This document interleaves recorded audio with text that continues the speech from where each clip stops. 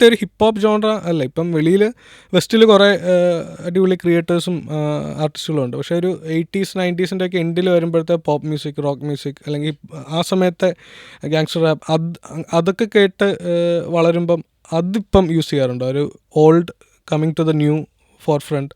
ഞാൻ hip hop music വീഡിയോസിനേക്കാൾ കൂടുതൽ റോക്ക് ബാൻഡ്സിനോടായിരുന്നു എൻ്റെ ആദ്യത്തെ. ഞാൻ മറ്റേ Backstreet Boys and Linkin Park fan ആയിരുന്നു.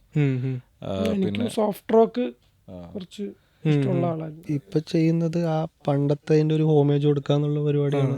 എനിക്ക് അതിലൊരു ത്രില്ലുണ്ട്, കണ്ടു വളർന്ന സാധനത്തിനൊന്ന് ട്രിബ്യൂട്ട് ചെയ്യാന്നുള്ളത്. പിന്നെ കോൺഷ്യസ്ലി അല്ലെങ്കിലും സബ് കോൺഷ്യസ്ലി എന്തായാലും എല്ലാവരും ഇൻസ്പയർ ചെയ്യും.